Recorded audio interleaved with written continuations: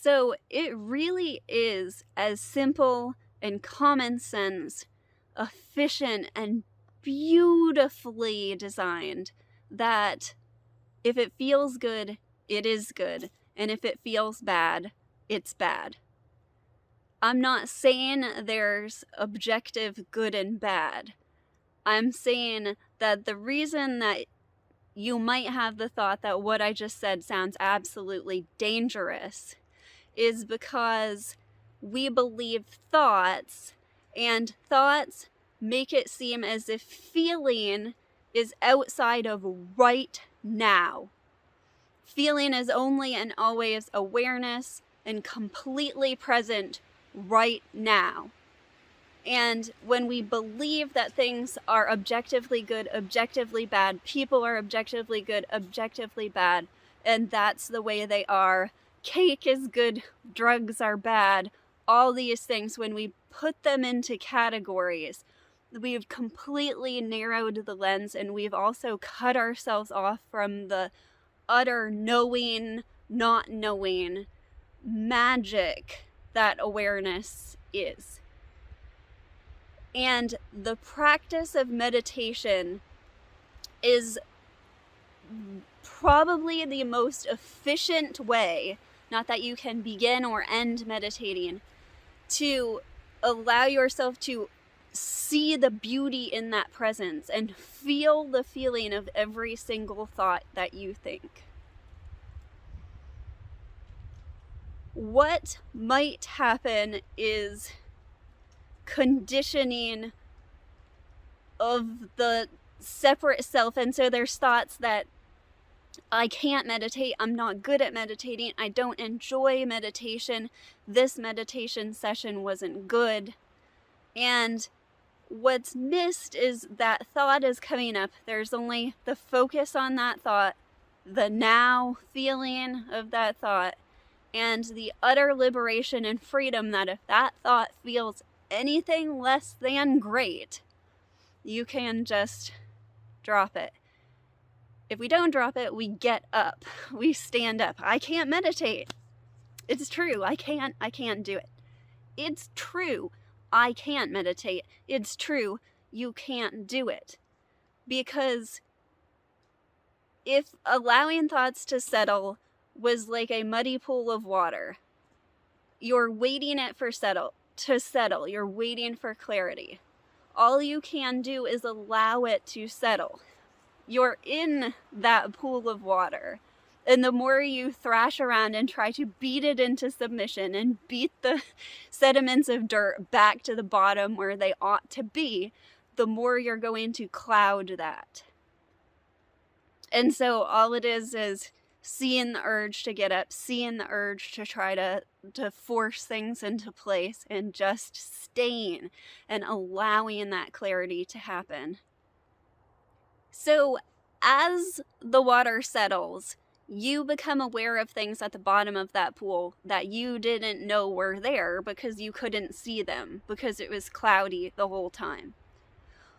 Awareness never becomes more. It never becomes aware of more.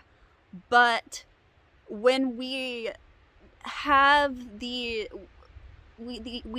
assumption that we know what things are, we don't see what they actually are. And so it seems as if more is coming. And when we let go of patterns of thinking that we know things, we receive new things. And in meditation, in this state of quietness, we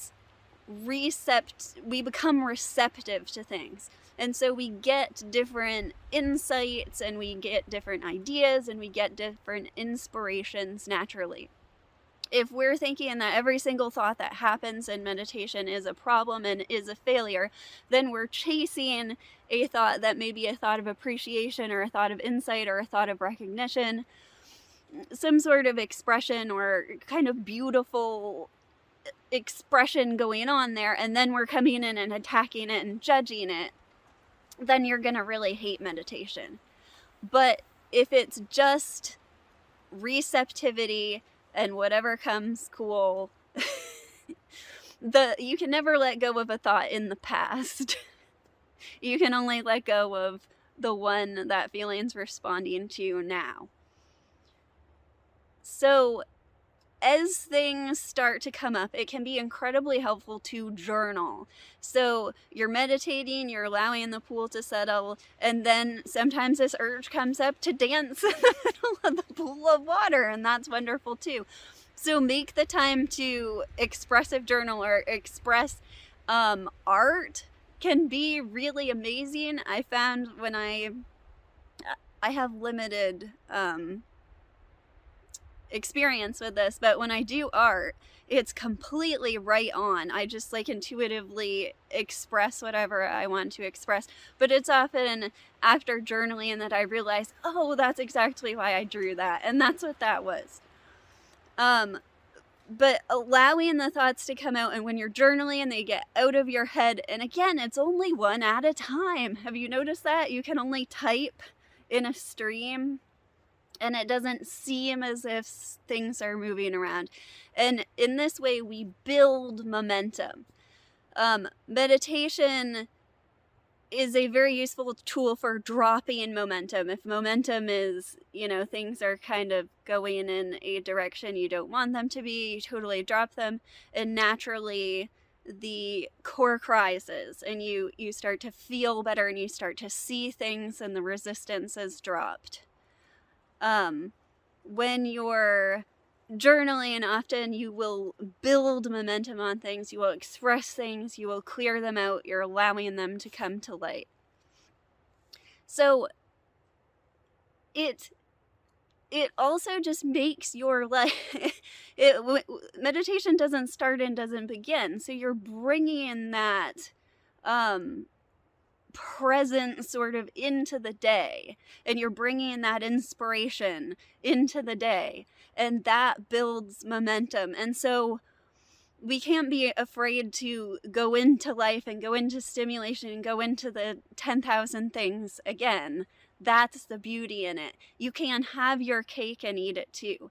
Don't get too wrapped up in one thing, but we in this day and age have so much going on that meditation, even a good long session of meditation, is almost so very welcome. Just don't believe that anybody's good at it or anybody's bad at it. It's just one thought at a time, and that's the utter freedom. Again, it's so utterly simple. It's so utterly innocent, and yet this, if it feels good, it's good. If it feels bad, it's bad, is something that many of us through conditioning will jump on and say, that's such a horrible thing to say, that's so dangerous, that's bad. But it's that immediacy, it's that non-action, non-doing anything that it points to. It's not saying that we can then decide that things are good and bad. We don't get to do that. We just are unconditionally good. That feeling is who we truly are, is not the I that we think of ourselves as good or bad in whatever lens. If we think we're the greatest thing that ever graced the earth, or we think that we're the worst, most incapable human being, none of it can be believed.